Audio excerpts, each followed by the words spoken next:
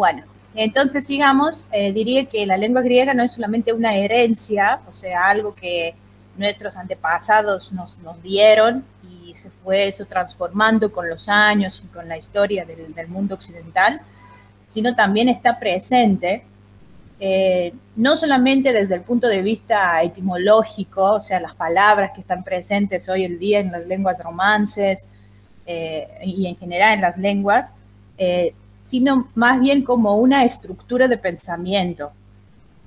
Eso se dice simple, es muy natural, pero no se comprende de una. Y por eso, bueno, hay que tener un poco esa virtud de paciencia y observación que los antiguos gramáticos y los modernos filólogos tienen para poder, de un modo, desnudar la lengua y poder ver su belleza también. Bueno, vamos de a poco. Antes de empezar con la lengua griega en sí, o sea, con la evolución de la lengua griega, lo importante es tener en cuenta qué es una lengua, o sea, a qué nos referimos cuando hablamos de la lengua griega, la lengua latina, la lengua española, ¿sí? Hay muchos discursos y pensamientos alrededor de este tema. Nosotros nos vamos a presentar cómo nosotros también, desde Argo, estamos viviendo y transmitiendo ese concepto, la lengua. Lo primero de todo, una lengua es una herramienta de comunicación, ¿no? O sea, ahora nosotros se nos permite comunicar porque estamos, obviamente, con la tecnología, lejos uno de otro, pero estamos compartiendo un código común que una persona está hablando y otras personas están escuchando y pueden decodificar el código que es la lengua de castellano, de español, y nos podemos entender.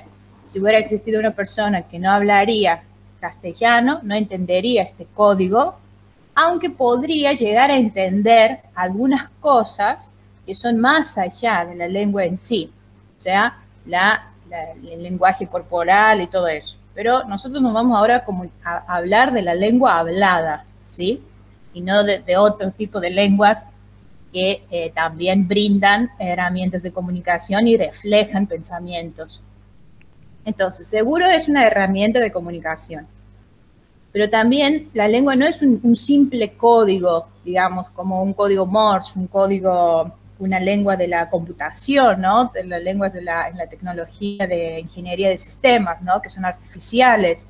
No es solamente una lengua de comunicación en sí, así y nada más. Es, un momento, admitir las personas. Refleja también, una lengua refleja los pensamientos de una persona y de una sociedad, de una cultura. Porque es inevitable, digamos, no podemos no verlo, que es un fenómeno social, no solamente porque usamos la lengua para comunicarnos, hacer común nuestros pensamientos, poner en común nuestros pensamientos, sino también porque la lengua es plástica, es dinámica y se forja por medio de los hablantes, ¿sí? Es muy importante eso, porque el habla es más dinámico que el escrito, ¿sí? Todos sabemos que hay cosas que entendemos y decimos con el habla, con lo coloquial. Cuando digo coloquial no me refiero a lo vulgar en el sentido negativo, sino lo coloquial, lo informal, y nos entendemos rápido y nos comunicamos rápido, que esto mismo no lo podemos poner en un papel, ¿sí? Porque el habla es más plástico. Y es muy interesante tener en cuenta que las lenguas romances, eso no tiene que ver con la lengua griega en sí, pero tiene que ver, está dentro de nuestro marco. Las lenguas romances, que cuáles son el castellano, el francés, el italiano, el romano, ¿sí? Son todas hijas del latín, Pero ¿qué latín? De latín hablado, no el latín escrito, ¿sí? O sea, no el latín de Cicerón, sino el latín hablado. Entonces, ¿por qué lo digo eso? Para darnos cuenta, digamos, el poder también que tiene el habla. Por eso hay todos movimientos filosóficos y de pensamiento alrededor de la lengua, el poder de la lengua, la filosofía del lenguaje y todo eso. Nosotros no nos vamos a meternos ahora con todo eso, aunque tiene que ver, ¿sí? Lo interesante y lo bello, digamos, lo rico de una lengua es que es un modo de ordenar el mundo. O sea, cuando yo estoy pensando, estoy caminando, estoy en el mar, mirando el mar, estoy soñando, estoy sola con mis pensamientos, con mis reflexiones, estoy pensando con palabras, ¿sí? Bueno, hay aquellos que piensan con colores o con música, ¿sí? Pero la mayoría de nosotros, y todos nosotros, la mayoría de nosotros, nos es más fácil de pensar con palabras, pensamos en palabras. Y acá viene la riqueza de todas las lenguas, no solamente la lengua griega, todas las lenguas, que son los intraducibles. Seguro les ha tocado querer explicar una palabra que usan mucho en su dialecto, en su particular dialecto no sé, en alguna ciudad que están, o bueno, en su país, cada uno, que cuando la quiere traducir a otra lengua, no es lo mismo. O sea, todos, por ejemplo, conocemos o hemos escuchado alguna vez la palabra pibe, ¿no? Que dicen los habitantes de Buenos Aires, dicen pibe, o decían, ya no lo dicen, ¿no? Pero cuando vos querés decir que pibe es boy en inglés, en realidad no lo es. O sea, sí es boy, es un chico, digamos, pero la connotación que tiene la palabra pibe no la podés entender si no hubieras hablado o viajado o visitado Buenos Aires en la década de 80, no sé, 70, ¿sí? Porque ya no se usa tanto. Y con eso un montón de cosas que seguro tienen ustedes mismos, muchos ejemplos, ¿no? En griego, un montón de eso, aún en griego moderno. Para algunos de ustedes que ya están estudiando griego moderno, sabrán que es difícil traducir la palabra kefi, porque no es solamente divertirse, estar bien, estar alegre. La palabra meraki, la palabra palikari, ¿sí? Son palabras que no se traducen fácilmente. Estos intraducibles, ¿por qué son intraducibles? ¿Por qué, digamos, cuando abro el diccionario y me dice que, bueno, que palikari es un varón joven, fuerte? No termino de entender el concepto de palikari, ¿sí? En griego moderno estoy hablando. Porque en realidad es intraducible porque no es una palabra nomás, es todo una cultura atrás, es todo una vivencia, son imágenes. Yo puedo escuchar una palabra e imaginarme alguien, ¿sí? que representa eso. Los intraducibles son para mí la evidencia que las lenguas son ricas, son formas nos brindan, digamos, una gran gama de posibilidades de ver el mundo. Y es muy rígido y estructurado decir que nada más que significa eso. Obviamente, cuando alguien empieza, ¿qué le vas a decir? En cada palabra le vas a hacer toda una historia, no va a terminar nunca a aprender algo, ¿no? O sea, pero tiene que introducirse en la cultura, de algún modo, escuchar su música, ver su comida, ver sus películas, ¿sí? Para poder entender y hablar bien la lengua, ¿sí? Y esa es también nuestra postura desde el Centro Argo, que la lengua no es solamente un conjunto de reglas gramaticales, que a veces nos focalizamos tanto en eso que nos hacemos pesados y la gente, bueno, abandona el camino del aprendizaje de la lengua porque nos hacemos pesados en eso. No, no es una regla de un conjunto de reglas gramaticales y sintácticas, sino que es la huella de una cultura, y en el caso de la lengua griega, aún me estoy refiriendo ahora al griego moderno, es la huella de toda la historia de griego y de Grecia, porque siguen vivas las fórmulas, las palabras y las estructuras de griego clásico. No todas, pero siguen vivas. Entonces, aprendiendo el griego, aún el moderno, de un modo, es como que estás viendo el hijo de alguien y decís, pero yo conocí a tu padre y sos muy parecido y tenés su mirada y no sos el mismo, pero sos muy parecido. O el nieto o el bisnieto. Bueno, es algo así, ¿sí? Entonces, con esa mirada hay que ver las lenguas, ¿no? Ahora, todas las lenguas. Vamos a lo griego en sí. Tenemos 5 periodos que podemos dividir la historia de la lengua griega: la antigüedad, el helenismo, el imperio bizantino, el imperio otomano y después de la independencia, que este año cumplimos 200 años desde la independencia del yugo turco, en 1821.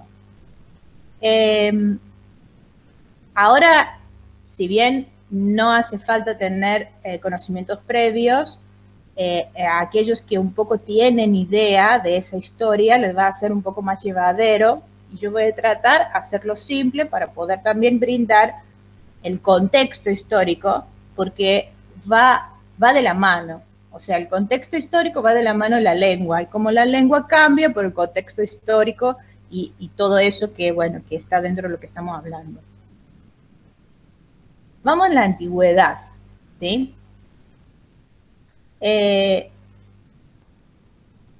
¿Dónde pertenece? ¿Cómo es el griego, digamos? ¿En qué rama? ¿Sí? Estamos los que estudiamos las lenguas hablamos de árboles, ¿no? Aunque, bueno, hay diferentes teorías, pero hablamos de árboles de lenguas, ¿no? Que son de tronco, de rama, de ramitas y todo eso. ¿El griego dónde lo podríamos ubicar?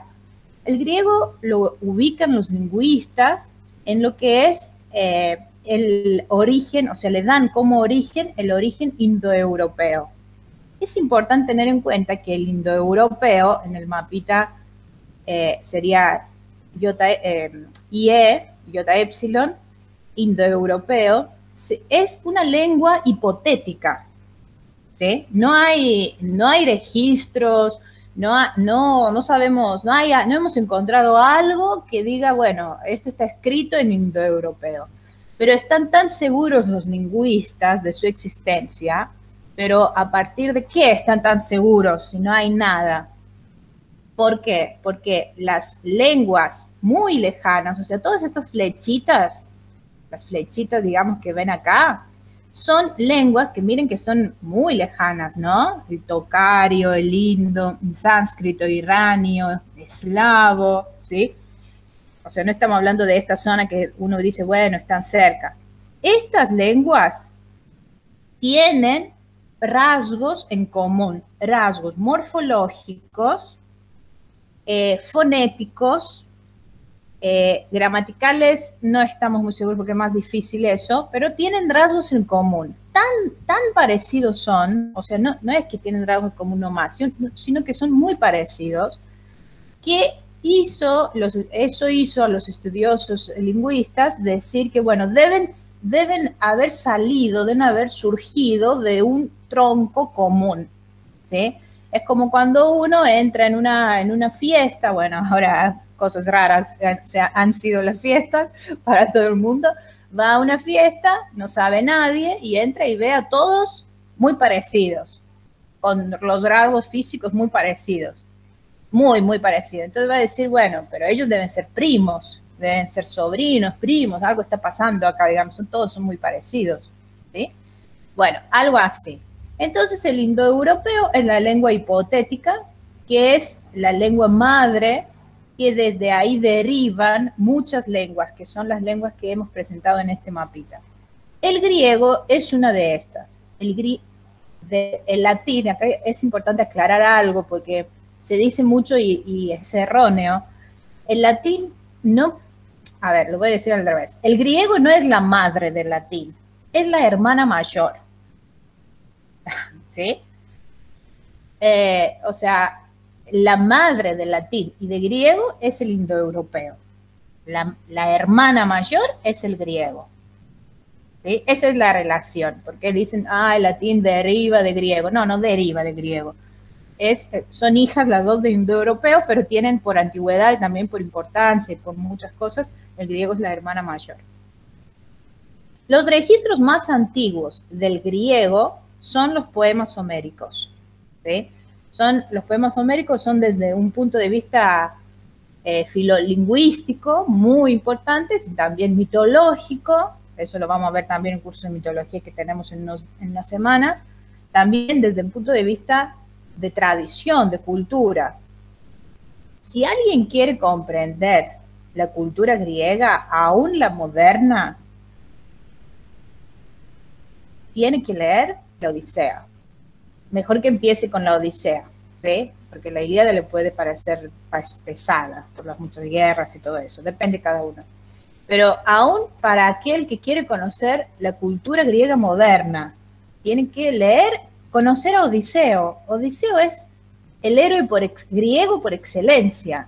Odiseo representa el espíritu griego que, si bien el tiempo ha pasado, han sucedido muchas cosas en la historia de Grecia y de la humanidad, yo diría que un pequeño Odiseo está dentro de cada griego, ¿sí? Un pequeño Odiseo está dentro de cada griego hoy, moderno, porque algo de su genio, algo de su nostalgia para su patria, algo de su amor y también la tortura que tuvo en el mar, algo de sus amores, algo de todo eso que sucedió a Odiseo está en cada griego. Y yo diría también que algo de Odiseo está en cada uno de nosotros, porque en realidad es un arquetipo humano, Odiseo. Entonces, leamos la Odisea, ¿sí? Y la Ilíada, obviamente, pero la Odisea como un primero. Es el registro más antiguo y desde varios puntos de vista es importante. Ahora estamos hablando desde el punto lingüístico, que es el registro más antiguo de la lengua.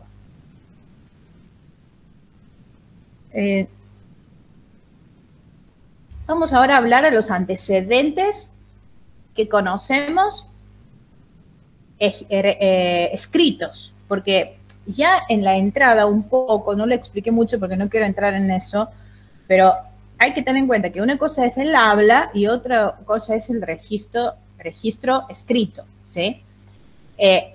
Los poemas homéricos fueron cantados, recitados, ¿sí? Entonces es el registro primero griego cantado, recitado, no de la lengua escrita.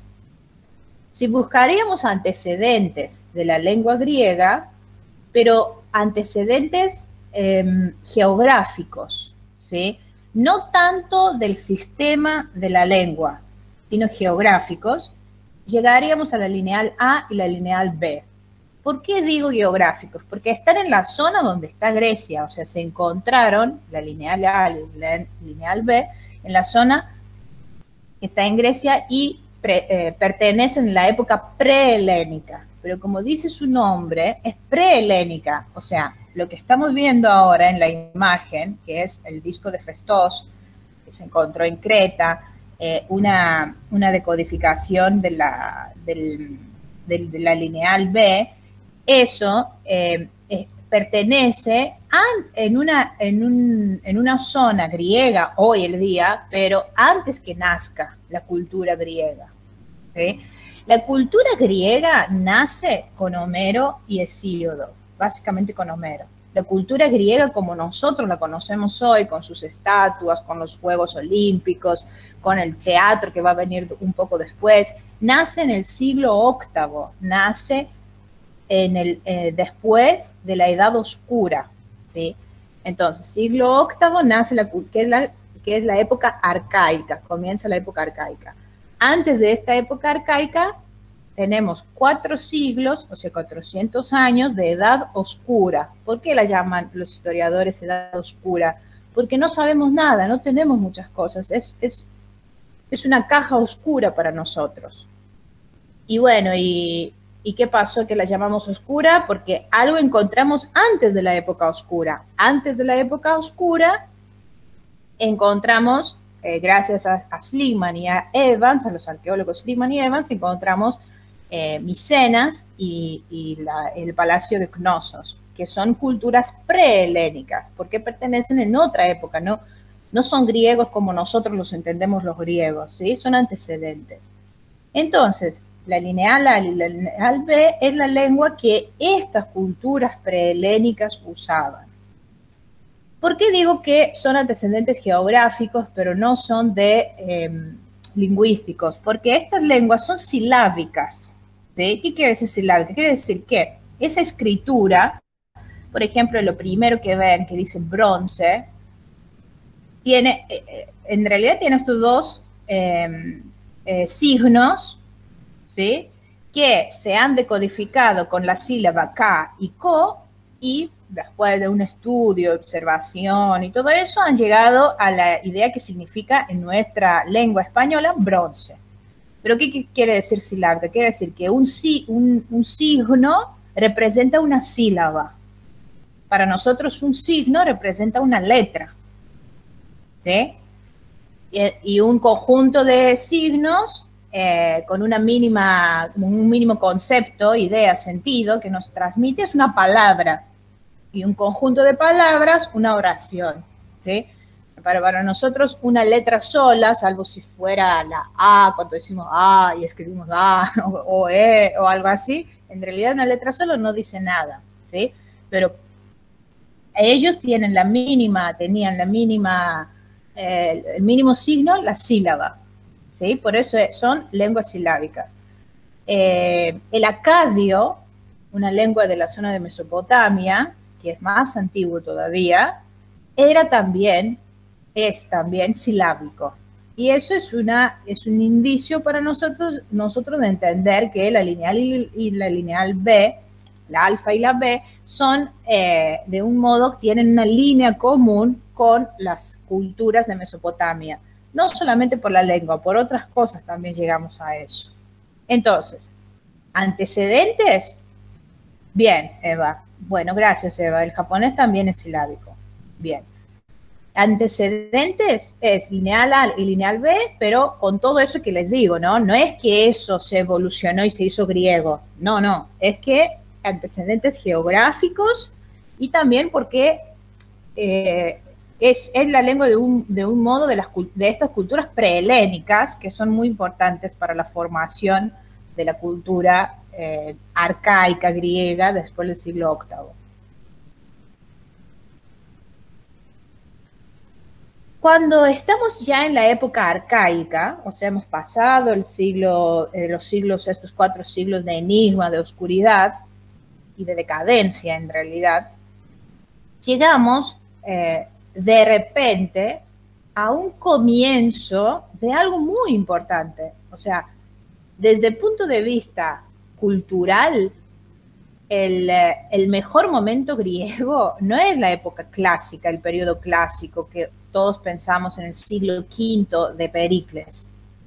El mejor momento griego de la cultura griega como la entendemos hoy en día es el comienzo de aquella época arcaica, donde se empiezan a construir, a hacerse las estatuas, el Partenón, la institución de los Juegos Olímpicos, cantan los homéricos. Ese es el auge, o sea, la primavera, ¿no? La primavera, digamos, el despertar, el comienzo de esta cultura. Esta cultura griega no tenía acá hay un tema muy interesante que para la historia de la humanidad también, ¿no? Antropológicamente también. Los griegos antiguos del siglo VIII, último, sexto, obviamente nace ahí la filosofía también, ¿no? Con los presocráticos, por eso les digo que es el auge, el despertar de esta cultura. Estos siglos, digamos, hasta mucho antes, hasta la época de Alejandro Magno, no se llaman ellos mismos griegos, ni siquiera se llaman élines, como se llaman hoy, ¿no? O sea, no tienen tienen algo en común, pero en realidad están separados, divididos en pequeñas polis, estados, y también en regiones, diríamos, porque no son solamente las polis, sino en regiones, según también su lengua. Acá vemos este mosaico, ¿sí?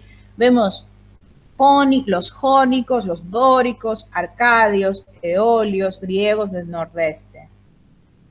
¿Qué significa eso? Ellos se entienden entre sí, ¿sí? Se entienden entre sí, pero la lengua que hablan las lenguas que hablan son variantes del griego. Nosotros, el griego que enseñamos y aprendemos y enseñamos en las universidades del mundo hoy el día es el griego clásico, o sea, de la época del siglo V, ¿sí? No es el griego de Homero el que aprendemos, o de Safo, ¿sí? O de los otros poetas anteriores del siglo V, sino es el griego de Platón, el griego de los poetas trágicos, ¿sí? Ni siquiera es el griego de Aristóteles, porque el griego de Aristóteles es la koiné, es que vamos a hablarlo. Entonces nosotros enseñamos y aprendemos hoy el griego clásico, ¿sí? O sea que es el griego ático de Atenas, ¿sí? De Ática, que es del siglo V. Lo que yo les presento acá son las diferentes variantes que existen, que están todavía vivas en los dialectos de los griegos modernos. Porque, por ejemplo, el cretense, que es un dialecto particular, tiene una gran dosis del dórico. O sea, que por eso les decía que no es, digamos, una herencia nomás. Está vivo, está todavía, pero bueno, si no conoces, no lo podés ver, ¿sí? Entonces, ellos se entienden entre sí, pero es variante. Yo les diría algo como el castellano de los diferentes países de Latinoamérica, pero un poco más diferente todavía, ¿sí? O sea, vos escuchás un colombiano hablar con un peruano, con un argentino, un chileno, un uruguayo, ¿sí? Hablan diferente y los entendés de lejos si les prestás atención. Bueno, algo así, pero un poco más diferente. O sea, mayor distinción tenían estos, porque tenían también unas diferencias gramaticales también, no solamente fonéticas, ¿sí? La shu, la L y todo eso, no, un poco también gramaticales, más que eso. Pero ellos se entendían entre sí. Acá viene una cuestión que es importante. Si ellos tienen polisestados, tienen su dialecto, ¿sí? ¿Cómo comparten, digamos, una identidad común? Son una nación, está la idea de la nación. ¿Cómo es este tema? ¿Sí? Bueno, igualmente eso sería un tema así de sociología, historia moderna también, para ver todo el desarrollo eso de las naciones y todo eso. Pero en la antigüedad eran dos cosas que definían que un pueblo pertenecía, digamos, en la misma nación. ¿Cuáles eran estas dos cosas? La lengua, ¿sí? O sea, que sean entendibles entre ellos, porque si bien tenemos variantes acá, es la lengua griega y sus variantes, pero es la lengua griega, ¿sí? Entonces, un factor es la lengua y el otro factor es el modo que todos estos pueblos acceden a lo sagrado, ¿sí? Entonces, todos estos pueblos comparten el mismo panteón, el panteón griego, conocido por Homero, desarrollado por Hesíodo y después enriquecido por todos los poetas, ¿sí? Entonces, estos dos factores es lo que hacen que son griegos, pero en realidad no como nosotros entendemos hoy el día griegos, porque el Estado griego, recién el Estado griego, eso es interesantísimo, el Estado griego recién se forma en el siglo XIX, o sea, después de la independencia. Antes del estadio de esa época, eh, lo griego no tiene límites definidos, no tiene... Es un poco complicado para explicarlo sin tener en cuenta toda la historia, pero aunque no está definido así formalmente, ha sobrevivido. ¿Por qué? Por la lengua y después por la religión, aún en la época moderna, porque era la religión cristiana que marcó la cultura griega moderna después. Por eso la religión para los griegos modernos no, es algo más que una religión, forma parte de su cultura. O sea, no es como se entiende la religión, por lo menos de lo que conozco yo acá en Argentina. O sea, está bien adentro de su cultura. Pero eso es importante para entenderlo y comprenderlo, conocer la historia moderna, contemporánea. Entonces, tenemos este mosaico, ¿sí? Vamos a hacer bueno, un viaje. No sé si, Consti, estás, me podés ayudar en eso. Vamos a... Sí, María. Dale. Vamos a escuchar el proemio de Odisea cantado en una universidad de Italia y lo vamos a escuchar cómo lo decían ellos, cómo lo cantaban ellos. Después yo se los puedo pasar ese. Cuando dejes de compartir, comparto yo. Ah, bien. Dale. Ahí dejo.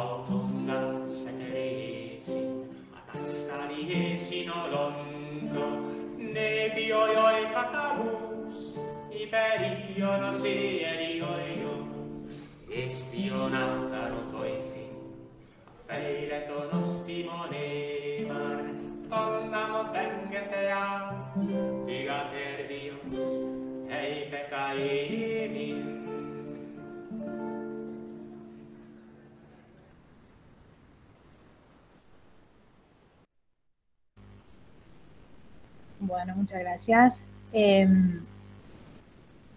Como pudieron ver, igualmente se los voy a pasar si les interesa así escucharlo de nuevo.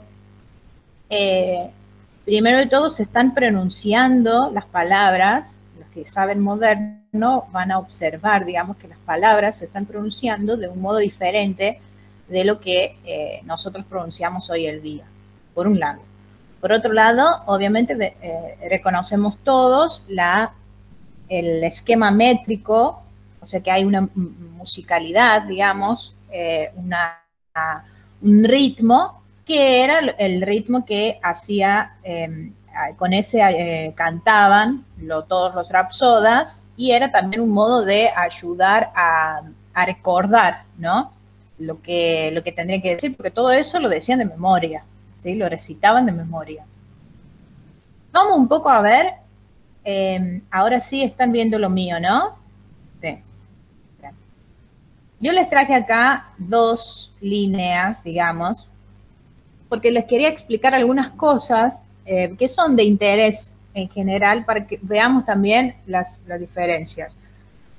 ¿Qué podríamos, cuando pensamos, antes de entrar en eso, ¿no? Cuando pensamos en este espíritu helénico que yo les contaba que empezó a surgir en la época arcaica, cuando pensamos a esta cultura griega, este espíritu helénico, lo podríamos definir con algunas palabras, ¿sí? Con algunos conceptos. O sea, ¿cuál es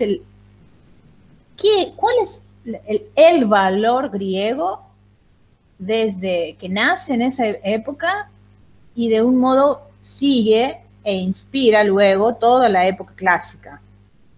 Si lo podría yo poner en unas palabras para entenderlo así sintéticamente, diría que es el concepto del orden.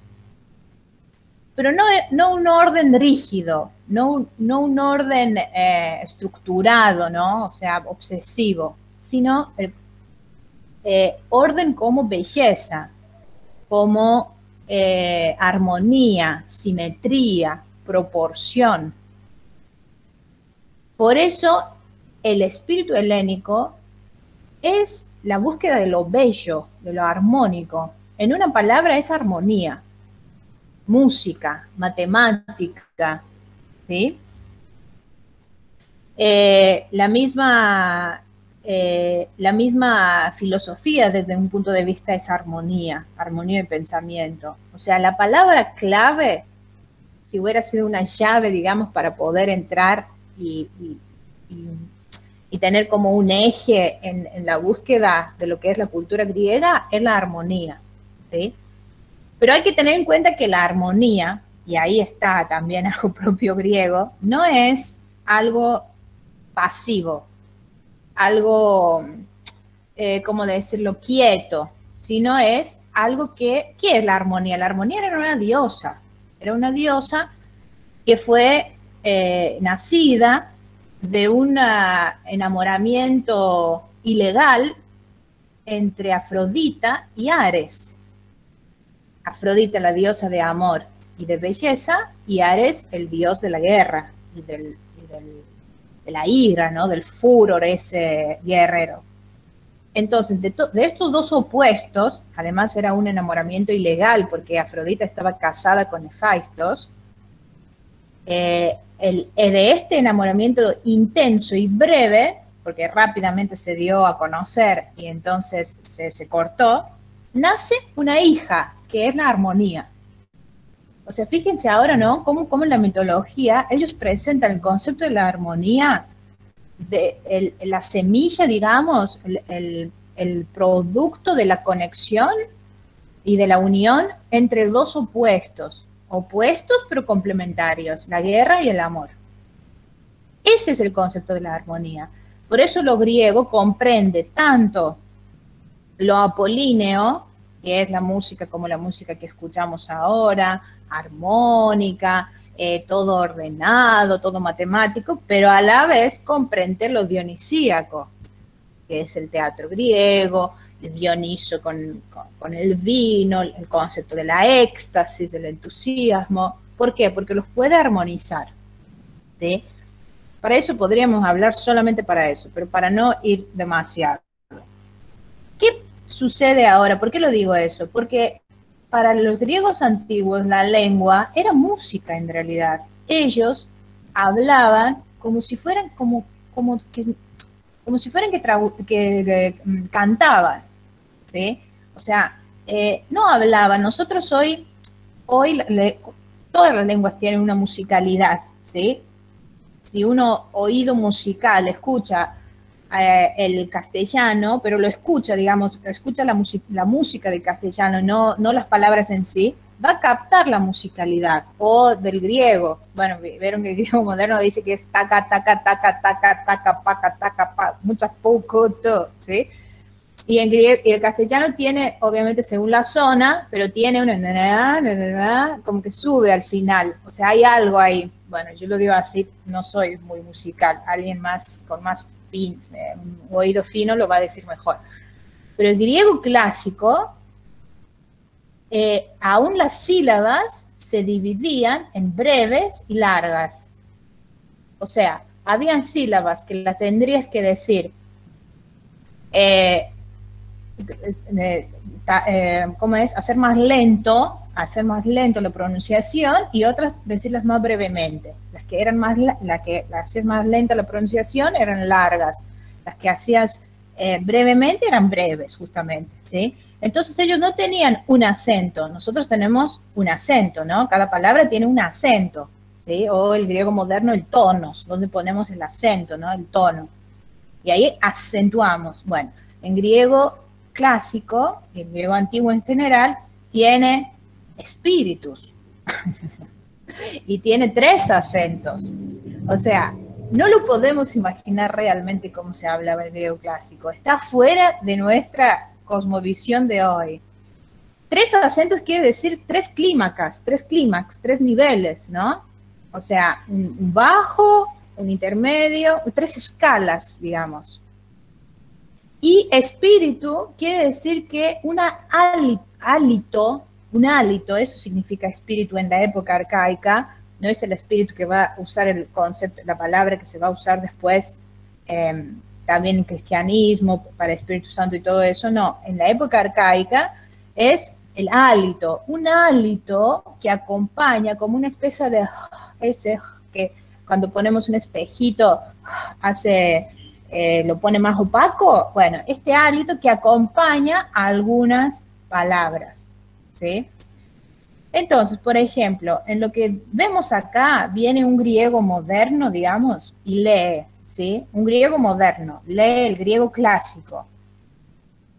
Miran de utina, timipefigmenon, emene andron, ukakon udemen estlon, epin taprota genite.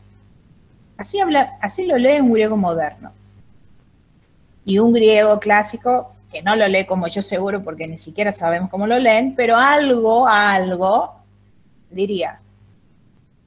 Moirandau tinafiemi pefigmenon emenai andron kakonu de menestrón penta prota genetai. O sea, se entiende, ¿no? Solamente escuchen, digamos, aunque no, o sea, nada que ver. Uno habla ta ta ta ta ta ta ta ta ta ta ta ta, el otro o sea, nada que ver, ¿sí? Nada que ver. ¿Por qué hablan así? Que nosotros hoy nos parece muy gracioso, ¿no? Tenemos mucha influencia también en las universidades empezar a leer así, los chicos se ríen y todo eso. Y porque entendían que es música, que la lengua es música. O sea, la música estaba porque música es armonía. Entonces, el concepto también de hálito, ¿no? Porque no es solamente que sale el hálito, es que sale algo del alma cuando decimos algunas palabras, ¿sí? Ese es el concepto que hay que tener cuando hablamos de griego clásico antiguo. Y acá se lo puse en griego clásico antiguo, una traducción en castellano, y cómo se traduciría en griego moderno, en realidad de Cazarebusa, porque ya vamos a hablar de eso, y ven la gran diferencia, ¿no? O sea, son las mismas letras, sí, pero no son lo mismo. Nada que ver, digamos. Otro ejemplo de Aristóteles. ¿Por qué pongo de Aristóteles? Porque Aristóteles ya está hablando de en otra lengua, más simple, y de a poco va digamos, apareciendo más, asemejándose más a lo que es el griego moderno. Todavía le falta mucho en la evolución. ¿En qué lengua habla Aristóteles? Aristóteles habla en la koiné o kini dialectos. Kini, que significa común, lengua común. ¿De dónde surge esta lengua común?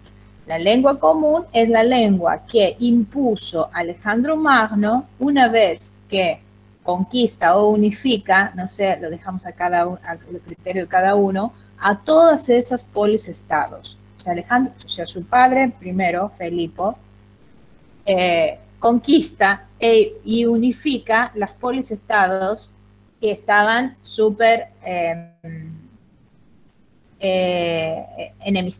bajo de guerras, batallas entre sí, ¿sí? Entonces los unifica e impone una lengua común, que es lo que suele hacerse, lo mismo que se hizo en el Imperio Romano. El Imperio Romano se impuso el latín, ¿sí? Entonces, la lengua común va a ser una versión de griego clásico, o sea, de griego ático de Atenas, pero más simplificado. Por eso Aristóteles es más transparente. Cuando uno lee a Aristóteles, a un griego moderno, entiende mucho más que cuando lee a Platón o cuando lee a Sófocles, ¿sí? Porque no tienen mucha diferencia en años, son unas décadas, es mucho más simplificado, es mucho más transparente la koiné. La koiné va a ser la base del griego bíblico, porque tenemos varias también consultas en nuestro centro. ¿Qué es el griego bíblico? Puedo aprender griego bíblico desde el griego clásico, griego moderno, ¿dónde está? Bueno, el griego bíblico es el griego que escribieron los apóstolos y es la base, es la koiné. ¿Por qué? Porque a partir de Alejandro Magno y en toda la época helenística, la lengua griega era la koiné, ¿sí? Y no el griego clásico. Pero ¿qué pasa? El griego clásico era clásico, como dice la palabra, ¿no? Que lo define. O sea, es tan bello, tan rico, tan completo, tan armónico, tan ordenado, que se mantuvo clásico aún en la época que se hablaba la koiné. O sea, no se olvidó, ¿sí? O sea, no sé, entre el clásico y la koiné, supongamos que son, no sé, 60 años, no son muchos años. Y a partir de ahí, obviamente, muchos siglos después. Pero se mantuvo. Nosotros hoy en día ya el castellano hablado en Córdoba de la década de 50 ya lo hemos dejado atrás, ¿sí? Pero el clásico había llegado a una excelencia que aún sus casi contemporáneos que cambiaron la lengua, Aristóteles con Platón era maestro y discípulo, lo mantuvieron el clásico. Entonces el clásico era el que se enseñaba aún en Roma después, porque en Roma el clásico, el griego tuvo una gran prestigio. Sigamos un poco en lo que es el origen del alfabeto, porque yo les dije al principio que Homero es el primero, los poemas homéricos son los primeros registros de la lengua del habla en realidad, pero ¿cuándo tenemos el escrito? ¿Y el escrito de dónde viene? El escrito me refiero al alfabeto. El alfabeto tiene origen fenicio, fíjense ahora, ¿no? Los fenicios, una cultura, un pueblo de navegantes, ¿sí? Con una gran influencia en la zona de Mediterránea y influenciaron también los griegos. Origen fenicio, pero los griegos lo tomaron y lo cambiaron. Podemos decir que el alfabeto griego es el primer alfabeto por excelencia. ¿En qué sentido? Porque todos los alfabetos, o sea, todos los alfabetos anteriores, un alfabeto que es signos, digamos, de codificación, de código, ¿no? Todos los signos anteriores aún el egipcio, el fenicio, no tenían signos para las vocales, tenían signos para las consonantes. ¿Sí? Los griegos son los primeros que van a introducir signos para las vocales. ¿Por qué eso? Bueno, otro tema interesantísimo. Porque las vocales son muy importantes para los griegos. Son las que llevan hálito, llevan pneuma, llevan espíritu, pneuma. Entonces son las que no son menores. Para los egipcios no ponían las vocales. Por eso decimos, se llama heket, hikit, hukut, hokot. ¿Sí? ¿Se entiende? Y terminamos al heket, digamos decir. ¿Por qué? Porque escribían la G y la K. Lo digo muy, pido perdón de todos los que saben egipcio, porque no lo digo muy simplificado. Bueno, en griego no era lo mismo decir, no sé, calón, calén, quelón, o sea, no era lo mismo. Entonces, habría que escribirlo. Otra cosa muy importante que tiene que ver con ese orden y armonía que les decía. Cada cosa, cada fonema, digamos, que se dice, tiene su forma, tiene su particularidad. Eso es un resultado y un producto de esa cosmovisión de orden. O sea, no, el alfa debe estar, digamos, con su forma. El ómicron lo mismo, el O lo mismo. ¿Sí? Por eso introducen las vocales y nace el alfabeto, o sea, vocales y consonantes, con el griego. Tiene 24 letras, 7 vocales, 17 consonantes, y es lo que termina acá, el clásico. ¿Sí? Clásico es este. Pero es importante tener en cuenta que, así como habían los dialectos diferentes, eran también diferentes los alfabetos en las diferentes zonas de griego, ¿sí? Pero no voy a entrar en eso. Terminamos, les presento el alfabeto griego con el nombre en castellano, en mayúscula y minúscula, como es hoy, ¿sí? Y es el mismo que en la antigüedad. El alfabeto es el mismo que en la antigüedad, ¿sí? Lo que cambia es la pronunciación a veces en las palabras. Miren una vasija, ¿no? El arte griego ya desarrollado, ¿no? Al siglo VI, ya todavía época arcaica, que dice, escrito así en mayúscula, eso es importante. Los griegos en la época arcaica y clásica escriben mayúscula y sin puntos ¿cómo se dice? Sin signos de puntuación, eso. Los signos de puntuación y van a hacer todo el trabajo que se va a hacer en la época helenística, ¿sí? En el dialecto koiné. Eso es importante. Miren, por ejemplo, acá, que es lo que sería acá, digamos, pero no se ve, que es esa imagen, es acá. Dice, una golondrina. Aquí está una idú, mirá, una golondrina, por Hércules, llegó la primavera. Pero claro, no sé si podemos tomar conciencia que estamos siglo VI, y recién 2 siglos antes no había nada, o bueno, no sabemos qué había. O sea, quiero decir con eso la rapidez de surgimiento de la lengua y del desarrollo de la lengua y del alfabeto, para que se ponga en una vasija, que esa vasija va a ser un artefacto, digamos, un objeto dentro de la casa, para guardar el aceite, el trigo, ¿sí? O sea, la rapidez, digamos, decimos nosotros qué rápido que hoy es la tecnología y todo eso. No fue solamente hoy rápida la tecnología, ¿sí? Y el desarrollo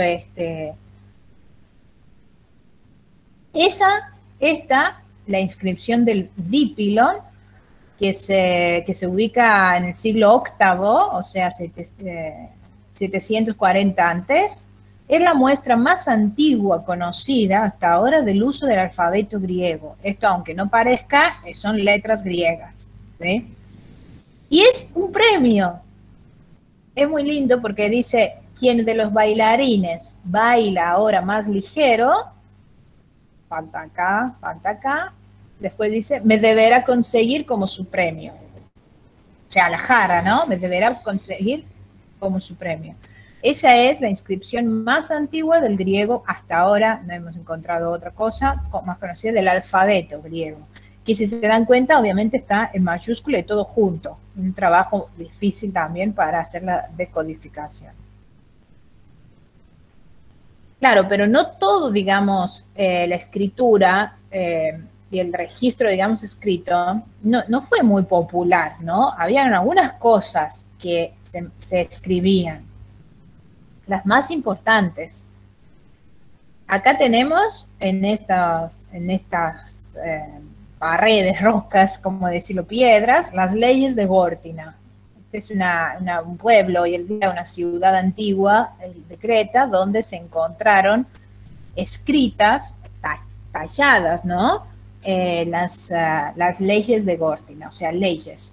Y eso es obviamente un gran hallazgo arqueológico. Y también la época que les decía, también era muy importante las palabras, por eso les traje estas imágenes, sobre la cerámica, ¿no? La lengua koiné, como les dije, y ahora entramos en el helenismo, es a partir de la unificación de Grecia bajo Filipo, ¿sí? Que después se extendió con las conquistas de Alejandro Magno. ¿Quiénes escribieron en koiné? Aristóteles, Polibio, Plutarco. Y constituye, como les dije, el fondo del Antiguo y Nuevo Testamento. Ahí la lengua se unifica. Bueno, acá les puse una frase de Pericles, de famoso y glorioso gobernante de Atenas en la época de la época clásica, ¿sí? Antes de la koiné, en su famoso discurso, el discurso de Pericles, que en realidad, ¿qué es el discurso de Pericles? Es algo que escribe Plutarco con o sea, no sabemos si lo dijo, digamos, él o es del escritor. Y dice, las futuras generaciones se maravillarán de nosotros como los contemporáneos lo hacen ahora. El discurso de Pericles es realmente un elogio a la cultura clásica y muestra también la conciencia que tenía Pericles de eso. En el helenismo, que es la época helenística, en realidad se marca a partir de la muerte de Alejandro Magno, porque el mundo de Mediterráneo es diferente después de la muerte de Alejandro Magno, ¿no? O sea, las polis se han unificado, por lo menos en un nivel, y se ha transmitido el espíritu helénico en otras zonas, ¿sí? Que si bien no permaneció el espíritu helénico en India, en Oriente, pues ya rápidamente eso se cayó, digamos, ese imperio de Alejandro. Después de su muerte no hubo un sucesor que lo podía mantener. Lo que sí tenemos la fundación de Alejandría, de Egipto, que va a ser un centro cultural importantísimo para la historia de la humanidad, yo diría, de la literatura y filosofía, de la historia de la humanidad, con su centro emblemático, la Biblioteca de Alejandría, ¿sí? El helenismo es una época que la lengua se estudia, se sistematiza y los filólogos son gramáticos. En esa época se llamaba, no existía el concepto de filólogo, pero son filólogos, o sea, amantes de logos, de la palabra, son grandes eruditos que también son poetas, pero no poetas bajo de una inspiración así de entusiasmo, sino más bien poetas por un labor de perfección y de observación de los clásicos. Nosotros tenemos las obras clásicas hoy en día que pasaron por la Edad Media, el Renacimiento y llegaron y están ahí hoy y vas y compras la Odisea y vas y compras la República de Platón y no sé, gracias a estos y a esta época, la época helenística. La época helenística es muy importante para lo que va a venir después, para el desarrollo y la evolución de la lengua y de la cultura griega, ¿sí? Todavía no tenemos el Imperio Romano, ¿no? El helenismo va a terminar con el Imperio Romano, con el fin del helenismo va a ser el comienzo del Imperio Romano, que va a incorporar el helenismo, obviamente. Un trabajo muy común de esa época hoy sería un community manager, ¿no? ¿Cuáles son los trabajos más comunes hoy el día, ¿no? No sé, pedidos ya, no sé, bueno, depende también de las necesidades. El trabajo más común en la época helenística eran los copistas, ¿sí? Alguien está levantando la mano, ya lo veo. Eran copistas. ¿Qué hacían los copistas? Lo que dice el nombre, copiaban las obras clásicas, porque claro, no había fotocopias, no había impresiones, ¿no? Todo esto va a venir mucho después. Entonces los copistas eran los que copiaban. Estos manuscritos, muchos se van a perder, otros se van a destruirse. También no olvidemos la destrucción de la biblioteca, ¿no? De Alejandría. Y varios van a pasar en otros centros que van a ser, ¿cómo decir?, como módulos de sobrevivencia para el futuro renacimiento, que va a ser el centro en Italia, en Florencia y también en Bizancio. Ahí van a pasar manuscritos en Italia y en el Bizancio, que a partir de ahí los modernos filólogos hacen las nuevas ediciones. Pero está claro, ¿no? O sea, gracias a estos copistas, que no todos eran, digamos, filólogos. Los copistas no eran filólogos, los copistas eran personas que querían trabajar y entonces le daban el trabajo de copiar. Habían, obviamente, copistas filólogos también, pero quiero decir que era un trabajo muy común en esa época. Y gracias a esto llegamos a tener hoy ediciones cada vez renovadas, nuevas, porque eso también me gustaría decir, que es bueno cada tanto, no cada 2 años, pero cada 50, no sé, cada 30, reeditar libros clásicos, porque no hablamos lo mismo. O sea, si yo quiero hoy leer La República de una edición de la década del año 20, no es que está mal, obviamente, pero por ahí la lengua castellana no es la misma. Lo mismo pasa también con ediciones de España y ediciones de Buenos Aires, por ejemplo, para nosotros acá. O sea, yo leo de España y no entiendo muchas veces, porque claro, como aprendí acá, aprendí el castellano de acá, entonces hay palabras que pierdo, ¿sí? Entonces, quiero decir que es bueno que los clásicos se vuelvan a editar cada tanto para la actualización también de la lengua y la actualización de la cultura. Más que todo eso se da cuenta la necesidad de eso, por ejemplo, las comedias de Aristófanes, que usa lengua vulgar él, con insultos y todo eso, no se entiende, digamos, no se entiende cuando es una edición antigua, no se entiende, aunque sea en griego de Cazarébusa, no se entiende nada de un griego hoy en día. Bueno, a ver qué... ¿Quién levantó la mano? Perdón, no veo. Conste, ¿me ayudas un poco? No veo. ¿O el que levantó puede hablar? No, fue un error. Qué pena con ustedes. Gracias. Está bien, no hay problema.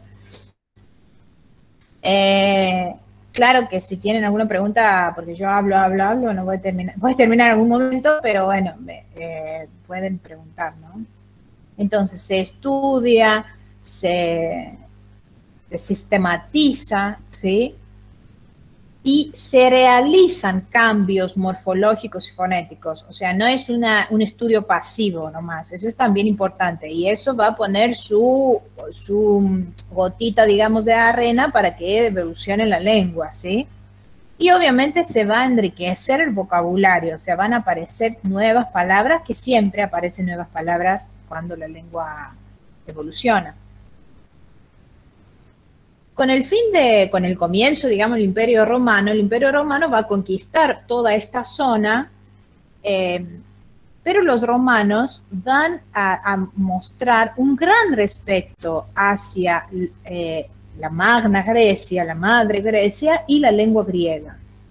Y ahí tenemos la primera victoria de griego ante el conquistador, si podríamos decir, ¿no? O sea, no sé, a veces yo pienso, ¿no?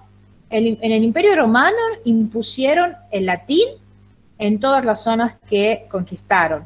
O sea, los franceses hablan francés, que es una lengua romance, que sale del latín, que nace del latín, y no hablan franco-germano, son los germanos. O sea, quiero decir que hubo una influencia por la imposición de los romanos. Pero en Grecia no imponen el latín.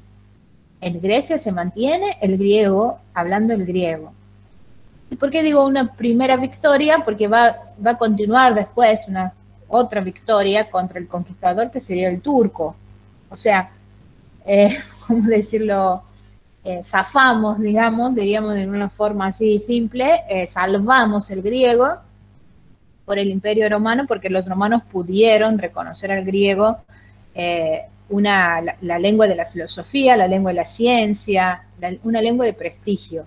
Y no solamente la respetaron, sino que se consideraba como una habilidad muy importante para el currículum, digamos, de alguien saber hablar griego. Marco Aurelio escribió su libro Meditaciones en griego, el emperador romano. Un griego, obviamente, de Koiné, ¿no? De Koiné, o sea, no el griego clásico de Platón y de los poetas trágicos, pero un griego evolucionado y obviamente con cambios también que trajo él mismo.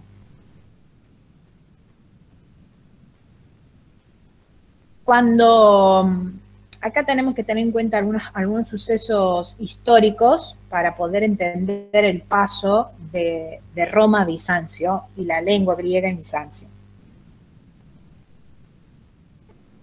Algunos momentos, lo voy a decir muy simplemente, ¿no? Muy simple lo voy a decir para todos, y si necesitan más info después lo puedo compartir. Algún momento hubo un cisma, ¿no? Como decimos en griego, una división entre el Imperio Romano Oriente y el Imperio Romano Occidente. El Imperio Romano Occidente mantuvo como centro Roma y el Imperio Romano de Oriente fundó un nuevo centro que era el Bizancio, una zona importantísima desde el punto de vista estratégico, geográfico, simbólico, ¿sí? Y es donde está hoy Istambul, Constantinopla, ¿sí? Entonces, Istambul fue Constantinopla, para decirla mejor, la ciudad, pole, de Constantino, que fue él el que hizo este movimiento de fundarla como centro. Fue el nuevo centro del nuevo imperio, el imperio bizantino. El imperio bizantino impuso el griego como lengua común y no el latín. Y tuvo una búsqueda de volver a lo clásico. Pero también, mientras tanto, tenemos el nacimiento y el desarrollo del cristianismo. El imperio romano de Oriente ya no es muy romano, digamos. Es más bien un eclesiástico religioso ortodoxo, como va a continuar siendo hoy el día. Por eso hoy el día en Grecia el cristianismo ortodoxo es el que prevalece y no el cristianismo católico, ¿sí? Y también la parte norte de Rumania, Bulgaria, Rusia, ¿sí? Entonces, se divide el imperio, se mantiene imperio romano, pero en realidad dentro de sus entrañas, digamos, viene lo cristiano, o sea, el cristianismo ortodoxo, y va a nacerse un nuevo imperio, el imperio bizantino. Lo importante ahora, desde nuestro punto de vista que estamos hoy, es que mantiene como lengua común del imperio el griego. Y acá sucede algo importante. El mundo occidental, o sea, el imperio occidental romano, el ex imperio occidental romano, va a entrar en una profunda edad media, ¿no? Son los años de 5, 6, 7, 8, 9 siglos de nuestra era. Cosa que quiere decir que una de las cosas, uno de los sucesos importantes desde el punto de vista de lengua es que en esta zona de Occidente se va a olvidar el griego, no se van a hablar griego. ¿Por qué? Porque se va a entender, se va a relacionarse con el bizantino y de un modo siempre desde un punto de vista occidental, el nuevo imperio y esa división fue de un modo una especie de herejía o una especie de, bueno, de dividir el poder del imperio. Y lo digo eso porque son las idas y las vueltas en el mundo, ¿no? O sea, como el griego olvidado siglos olvidado, pero en Bizancio no. En Bizancio, más les puedo decir, acá le hacen un uso eclesiástico donde por eso hasta hoy el día las misas en cristianas ortodoxas están en griego, pero en el griego de Cafarebus, aquí ya voy a ir a eso.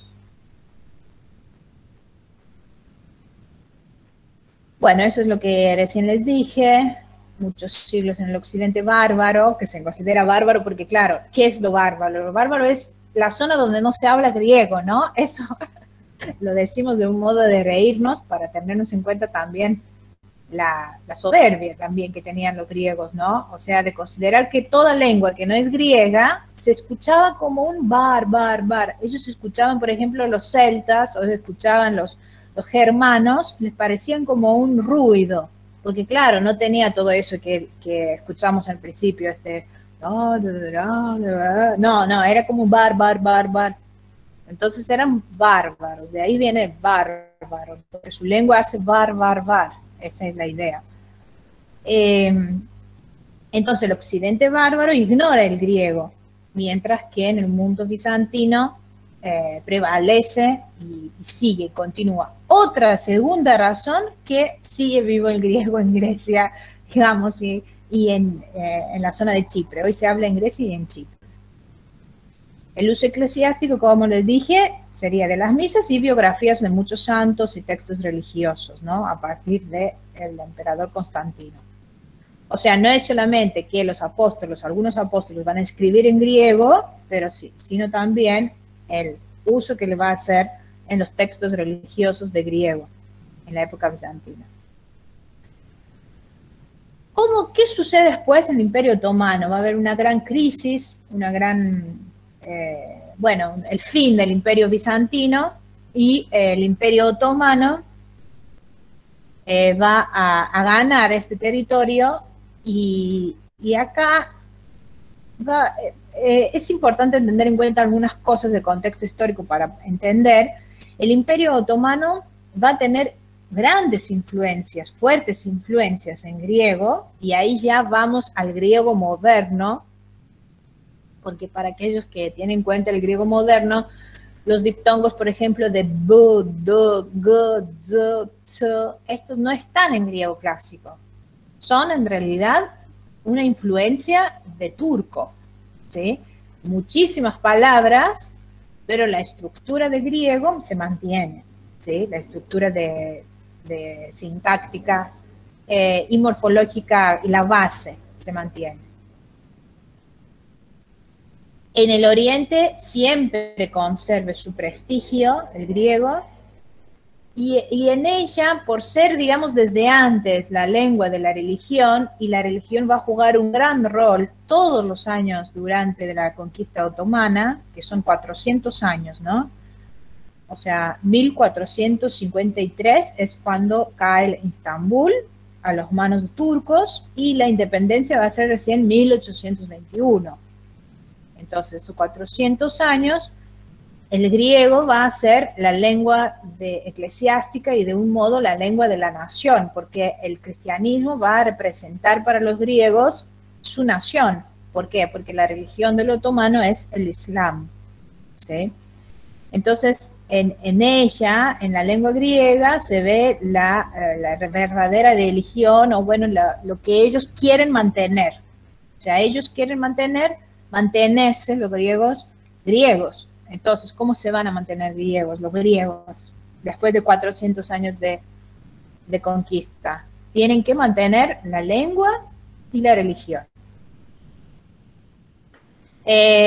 También es importante tener en cuenta un grupo de personas que era una pequeña aristocracia griega que tenía puestos oficiales en el Imperio Otomano, pero no hay que pensar que el yugo otomano eran todos esclavos y no, o sea, los griegos también estaban integrados en la administración del imperio, no en puestos muy altos, no eran en sus niveles, digamos, pero sí por su genio también y habilidad. Por eso les decía que hay que leer a Odisea, porque Odiseo también logra ser reconocido de otros reyes de otras zonas, por su genio y habilidad, y también por su tendencia siempre a la ciencia, a la lengua. El griego, digamos, durante todo el Imperio Otomano, no todos, ¿no? La mayoría eran pobres, pero realmente difícil, años muy difíciles para la cultura griega y la zona griega.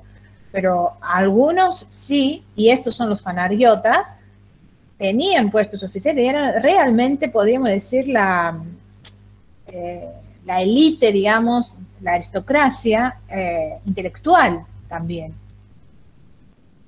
Y hablaban griego, ¿sí? Y se los permitían hablar griego, se lo dejaban. El Imperio Otomano, si algo, digamos, lo caracteriza a la religión y a la lengua, por eso se pudieron mantener la lengua griega y la religión, ¿sí? La tolerancia hasta un cierto punto, después no. Después de Kemal Atatürk, no, ¿sí? Y ahí es donde nacen otros problemas históricos griegos importantes, como son los pontios, ¿sí? Y el tema de Chipre, ¿sí? Luego. Llegamos en el tema por ahí más conocido hoy en día, que es la cuestión entre Cazarébusa y Dimotique. Cazarébusa significa pura, limpia, ¿sí? O sea, lengua pura, glosa Cazarébusa, glosa Dimotiquí. Dimotiquí quiere decir del pueblo, popular. Se presenta una división entre Cazarébusa y Dimotiquí y tenemos que entender un poco cómo llegamos a eso, ¿no? Lo que sucede es que en el periodo del Imperio Turco, si bien esta élite que les expliqué, les mencioné, mantiene la lengua griega, el pueblo griego habla griego, pero con una grandísima influencia del turco, ¿sí? Muchas palabras en el habla griega aún hoy en día, influencia turca, directamente palabras turcas. Entonces hay una preocupación también, porque la lengua griega forma parte de la nación griega. Entonces una preocupación de mantener la lengua, ¿sí? Entonces comienza a tomar forma una lengua común neohelénica, ¿sí? Pero va a tener estos dos registros. Un registro va a ser el culto, usado por la iglesia, usado por los académicos, ¿sí? Los intelectuales, todos los papeles oficiales del Estado, estatales, ¿sí? Y eso sería Cazarébusa o limpia, porque esa Cazarébusa tiene un fondo de griego clásico, pero con algunas imposiciones artificiales en el sentido de que nadie habla así, pero sí lo impusieron en lo escrito, ¿sí? Eso por un lado. ¿Por qué? Para tener, digamos, una lengua pura. Una lengua pura, eso significa su nombre, una lengua pura de las impurezas impuestas de los turcos, para decirlo de una forma muy, muy, muy simple. Y van a querer, digamos, mantenerla como la lengua culta de la iglesia, de la academia, de todo lo estatal. Pero por otro lado está el pueblo que no habla cazarebusa. O sea, el pueblo habla, si bien habla griego, el griego con la influencia turca, con todo eso que hemos hablado hasta ahora, es griego, pero no es cazarebusa. Cazarebusa es artificial, es hecho, digamos, ¿sí? Entonces, el griego hablado es el griego popular, el dimotique, de dimos, de demos, ¿no? De pueblo. Entonces, por mucho tiempo, por muchísimo tiempo, va a haber estos dos registros. O sea, ¿desde cuánto? Desde el periodo turco, el imperio turco, hasta recién 1980. O sea, ahora, bueno, ahora no, 40 años, hace 40 años. O sea, la historia griega, moderna, contemporánea, se va a marcar por estos dos registros. Imaginemos más o menos, menos de 200 años, 150, pongamos 170 años, uso de dos registros, un registro escrito y un registro hablado. Bueno, hay otros países también que sucede eso, ¿no? No es Grecia la única. Pero es importante entender de dónde viene eso. Hasta algún momento se considera que ya eso, obviamente década de 80, ¿no? Acuérdense, o bueno, los que son más jóvenes lo van a buscar, o tal vez ya lo saben.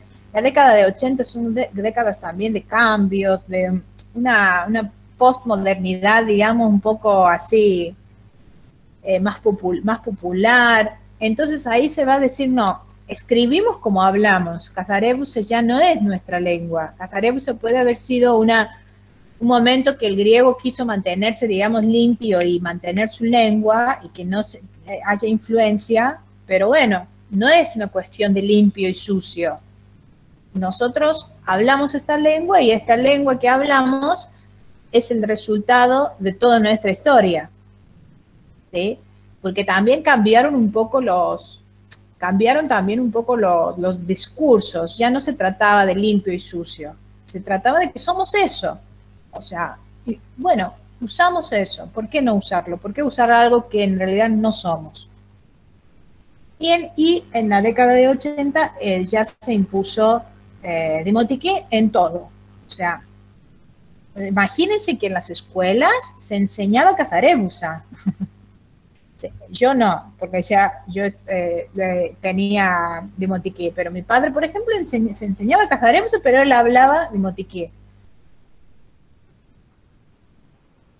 Algunos datos interesantes así para tener en cuenta. La primera gramática neohelénica se escribe en 1540.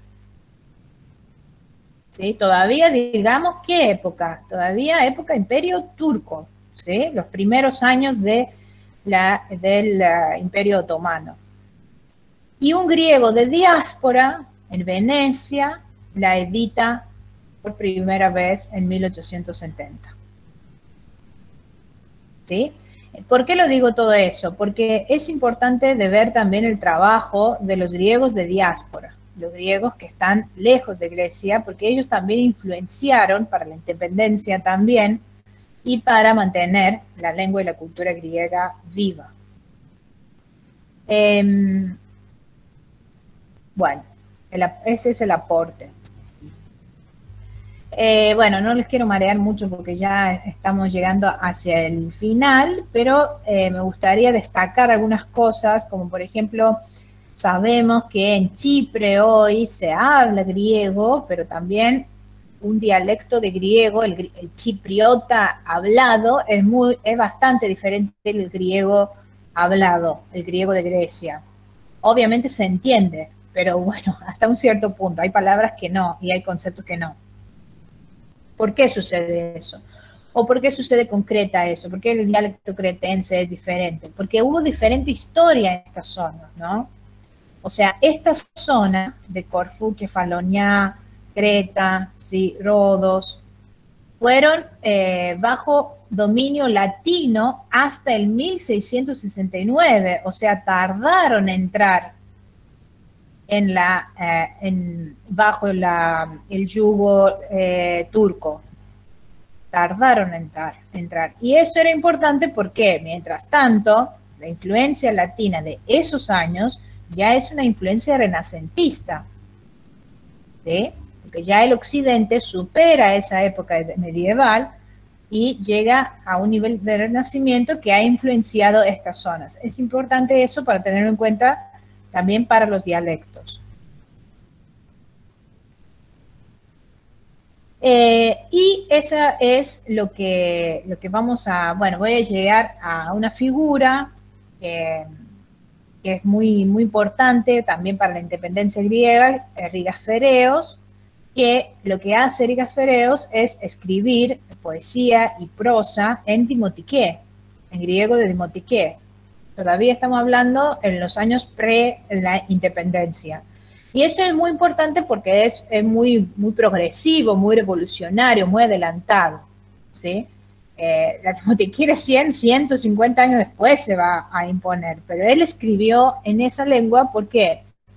Porque escribió en la lengua que habla el pueblo y porque quería él despertar el pueblo. Y un poema que es una llamada hacia la libertad, eleftheria, isotis, igualdad, ¿sí? Es Zurios, una gran influencia de la antigüedad, porque Zurios es un adjetivo que se da a Ares. Ares es el dios de la guerra, ¿no? El dios que defiende y protege, digamos, con su propia dolor, no importa. Entonces él llama Zurios este himno patriota para la revolución. Mia prostagí megali, un gran mandato, un orden grande, ¿sí? Y está hablando a los griegos en Dimotiqué. Acá les puse en griego moderno y en inglés, bueno, hasta marzo que vamos a tener una actividad sobre los 200 años, voy a elaborar una traducción en castellano, pero hasta entonces les he puesto la traducción en inglés porque no es fácil traducir, como les decía, ¿no? Encontrar, digamos, las palabras justas, más que todo en un poema así, que tiene que ver con todavía se considera, ¿cómo decirlo? El himno hacia la libertad. No es el himno nacional, ¿no? No es el himno nacional de Grecia, pero sí es para los griegos el himno hacia la libertad, la independencia, contra, digamos, de cada tipo de autoridad que viene desde afuera. Y acá tienen podría leer en griego moderno, así algunos también que han leído, que conocen, me pueden seguir, solamente el primer párrafo. Ospote palikaria, θα ζούμε στα στενά, μονάχης αλλιοντάρια, στις ράχες τα βουνά, καλό είναι μιας ώρας ελεύθερη ζωή, παρά 40 χρόνους σκλαβιά και φυλακή. Que dice mejor una hora vida libre que 40 años esclavizado y prisionero.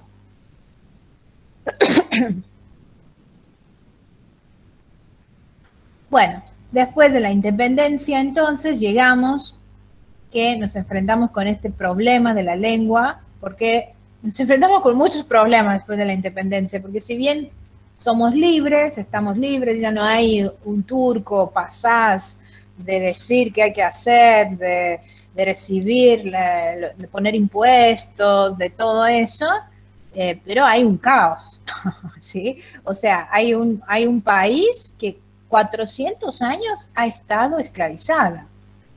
Entonces no es un país, digamos, que es fácil levantarlo. Después de la independencia,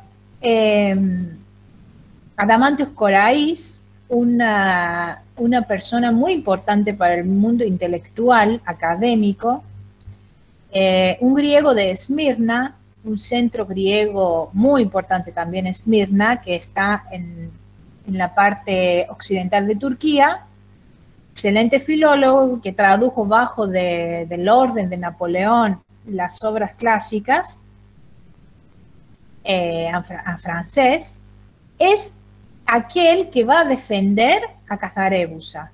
Él va a defender, digamos, que hay que continuar el griego como se hablaba en griego clásico. No era exactamente Casarebusa, pero sí él quería como un renacer, digamos, de lo clásico.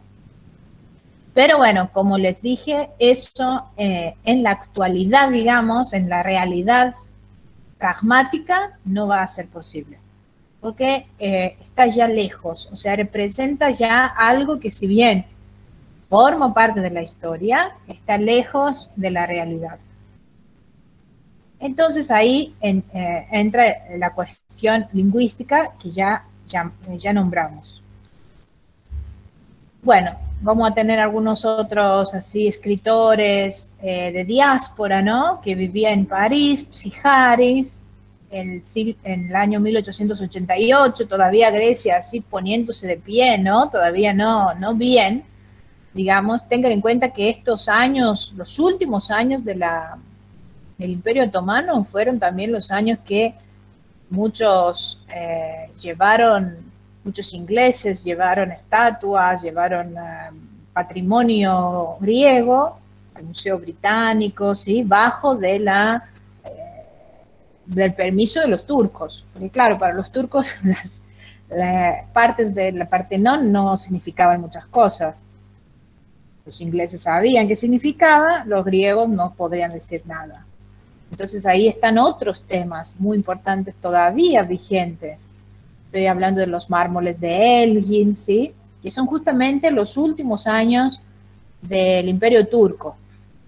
El Imperio Turco en ese momento tampoco era fuerte económicamente, entonces los europeos también se daban cuenta para venir a comprar patrimonio griego que todavía estamos en disputa a quién pertenece, ¿sí? Bueno, en este año, en 1888, Psijaris, un griego de diáspora de París, escribe una novela, la primera novela publicada en Dimotique, que es realmente una revolución ese momento. Y, bueno, algunos datos, el lenguaje periodístico y legal, científico, continuaba en Casarebusa hasta el 1909, era la única lengua enseñada en las escuelas.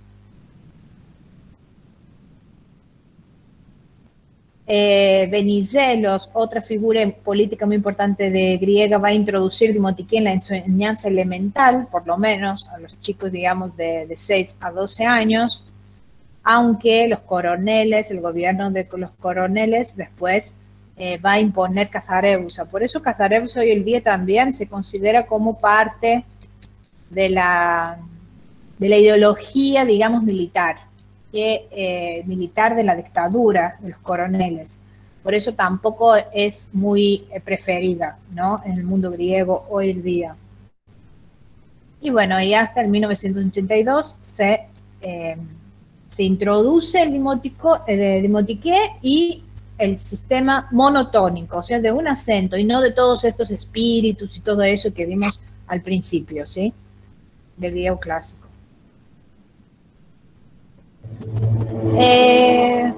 Bueno, algunos otros datos. Sigue siendo hoy el día de Casarebusa el habla de la Iglesia Ortodoxa y hay un diario también que la mantiene, que es un diario griego que escribe en Casarebusa.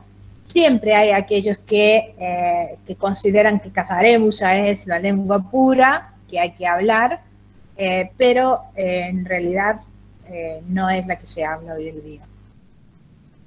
A partir de, es importante también tener en cuenta que los premios Nobel que Grecia ganó, aunque fueron años que fue antes de la imposición del Dimotique, fueron escritos en Dimotique. Me refiero a los premios Nobel de poesía de Seferis y Elitis. Eso sería otro tema de hablar de literatura griega moderna. Y ahí tenemos la desaparición del registro dual, ¿sí? Que les dije que marcó toda la historia de la lengua griega moderna. Bueno, acá les tengo un ejemplo para que vean del griego de Koiné, Koiné es la lengua de Aristóteles en la época helenística, ¿no? O sea, después de Filipo, el padre de Alejandro, y toda la época helenística, base de griego bíblico, es el Padre Nuestro, ¿no? En castellano, traducido en castellano, y en griego moderno. Ven que quisiera más que todo que ustedes podrían ver las diferencias, ¿no? Entre el griego de Koiné y el griego moderno. No es fácil para un griego hoy en día entender el griego clásico. Si bien nosotros estudiamos obligatoriamente griego clásico en las escuelas por varios años, no nos es transparente. ¿Cómo es? Podemos captar alguna palabra, algún concepto, algo, pero no es transparente. O sea, hay que aprenderlo. Y también alguien que conoce griego clásico no necesariamente, seguro, no puede hablar griego moderno, o sea, tiene que aprenderlo, ¿sí? Me refiero a alguien que puede haber estudiado griego clásico en la universidad o estar. Y con eso estoy terminando. No sé si hay alguna pregunta que quieran hacer, que quedó así. Me pasé un poco de tiempo, pero bueno, creo que no les cansé mucho, espero. Bien. ¿Alguien quiere levanta la mano? No sé si quiere hablar. Sí, pueden hablar. Activar el micrófono. Sí, gracias. Que tenía una pregunta. Cuando la profesora decía que de niños en Grecia estudian griego antiguo, no sé si Cajareusa o el otro. Exacto, sí, o sea, el clásico, Cajareusa o clásico. ¿Lo aprenden? La primera pregunta sería, ¿lo aprenden con la pronunciación moderna? Y la segunda pregunta sería, ¿cómo los griegos han observado de pronto el uso de las pronunciaciones reconstruidas de otros periodos digamos, de la lengua griega? ¿Lo han medido positivamente, negativamente? Por ejemplo, la pronunciación erasmiana o otro tipo de pronunciaciones. ¿Ellos lo ven positivamente, lo ven negativamente, son escépticos? De pronto tú, ¿qué conocerías que nos pudieras contar sobre eso? Gracias. Sí. Está buena la pregunta. Bueno, nosotros aprendemos griego clásico, ¿no? Griego clásico. Bueno, por ahí tal vez en los primeros años de secundaria es más simplificado, es más de Koiné, ¿no? Más de Koiné, que es más simple, pero después en toda la secundaria se va más complejizando, vamos hacia el griego clásico, ¿sí? No, Cajareusa no, griego clásico. O sea, como materia del currículum de la escuela. Lo leemos como el griego moderno, no leemos la pronunciación erasmiana. Y la postura que tienen los griegos es en contra, o sea, no son en favor de la erasmiana. La erasmiana, o sea, le explico también a toda la gente que nos escucha que es una propuesta de Erasmo, se dice mejor, que es leer el griego, como por ejemplo acá hagamos un ejemplo, ¿no? Tenemos en griego de Koiné, escrito eso, sería leer la ita como e y leer cada vocal por separado. Por ejemplo, en griego moderno, ese omicron iota es i, ¿sí? Por el conocido iotaísmo, ¿sí? Es i. Pero si yo lo leo en la pronunciación erasmiana, leería pater gemón o entois uranois, aiasceto tonomasu, el ceto y basileiasu, ¿sí? Se dan cuenta los que saben griego moderno, basileia, o sea, epsilon iota, el moderno es i, yeneceto, ¿sí? Yeneceto tocelemasu, os en urano, kai, ¿sí? También el alfa iota no es diptongo e, sino kai, epites, yes. Esa sería la pronunciación erasmiana. No lo aprendemos así, Yo si lo leo como lo leería en griego, pero leo griego clásico como leería un griego de hoy, leería así. Pater imono en tisuranis, agastito το όνομά σου, ελθέτω η βασιλεία σου, γεννηθήτω το θέλημά σου, ως en ουρανόν και επί της γης. ¿Sí? Así lo leería. Y no es, a ver, no es que es en contra, ¿no? Pero no la consideran como que es no tiene tanta, ¿cómo decir? A ver si me va la palabra. O sea, no es tan preferida como acá, digamos, es como que eso es, se dice así, ¿sí? Acá me refiero a las universidades no griegas, se lee así. Pero no, en Grecia no. Gracias. No, por favor, gracias a vos.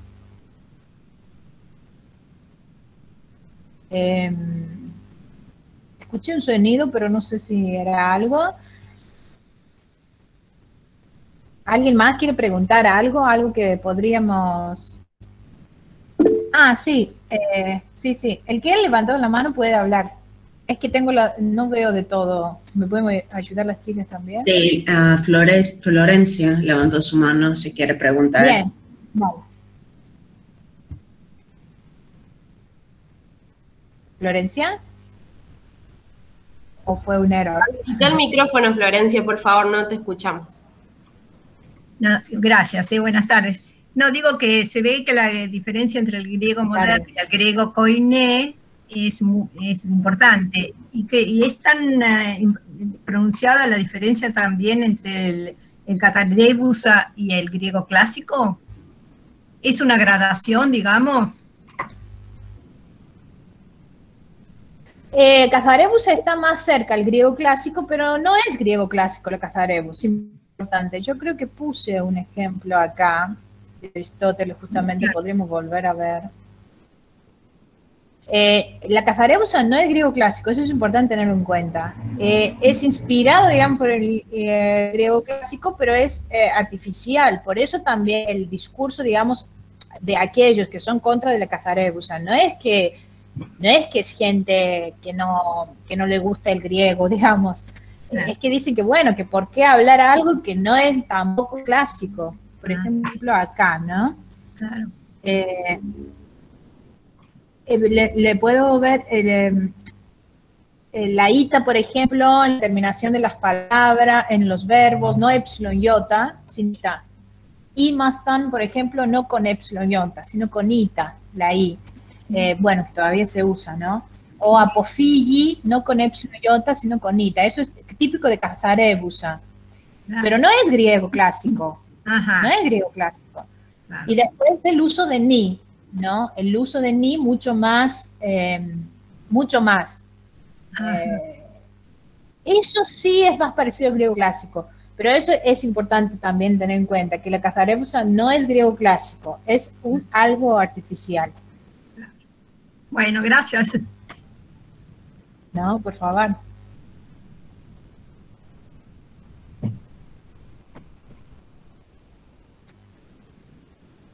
¿Alguna otra pregunta? Sí, vamos a compartir la charla y la vamos a subir también en las redes.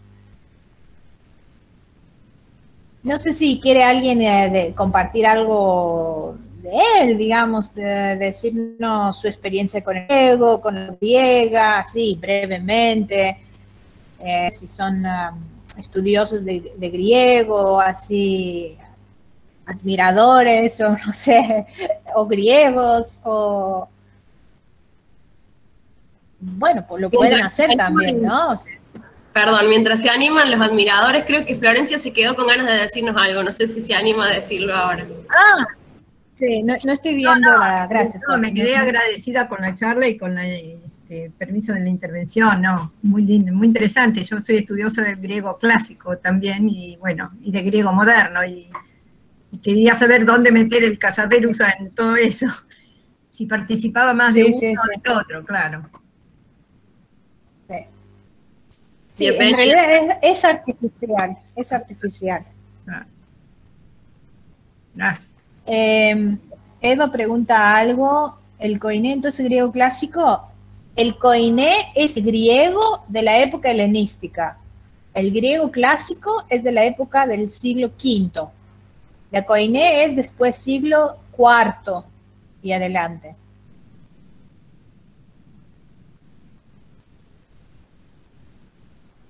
Muchas gracias por sus buenas palabras. Bueno, para nosotras también siempre es una gran alegría compartir, porque bueno, es lo que uno también le gusta, ama, estudia, y es muy lindo poder encontrar también gente de diferentes lugares del mundo que se unen y se encuentran aún así virtualmente con el griego, ¿no? O sea, ahí se ve también algo que a nosotros nos gusta, no solamente nos gusta, sino lo consideramos también de un modo, una especie de deber, si se quiere, destacar la universalidad del griego. No con un sentido así de snobismo o de, no sé, de considerarse que, viste, a veces se pasa el límite, ¿no?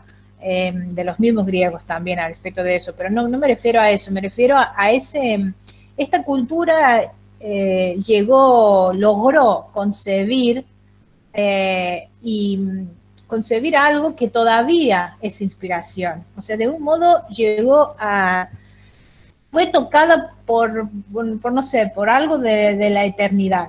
Entonces eso es lo que queremos conocer.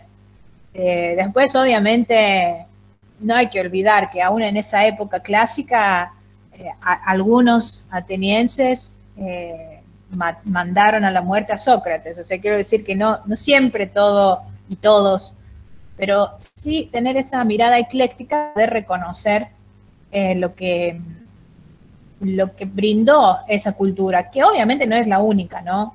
Muchas otras culturas han brindado lo suyo. Pero bueno, ahora estamos en eso. Invito a ver si hay otra. ¿Sabés si la primera traducción de la Biblia está traducida al clásico? No lo sé. A ver, no entiendo. No entiendo la pregunta, Eva. Si se escribió en el clásico, o sea se tradujo después.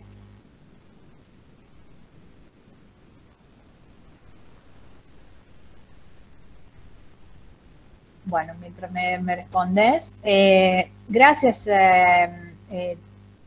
gracias Teresita para los comentarios. Sí, seguro, muchos que aunque no sean con ascendencia griega, hay mucha gente pilolena, así que es bueno. Les invito, si quieren recibir un curso de mitología que vamos a realizar en unas semanas, pueden pedirnos más información. Y también para los que quieren comenzar con su estudio de griego moderno, vamos a dar un curso intensivo desde cero, para principiantes, en febrero-marzo, que también están invitados si quieren participar. Y bueno, una vez que tenemos su mail, también les vamos a ir mandando las actividades y otras charlas y seminarios. Bueno, muchas gracias por todo lo que dicen y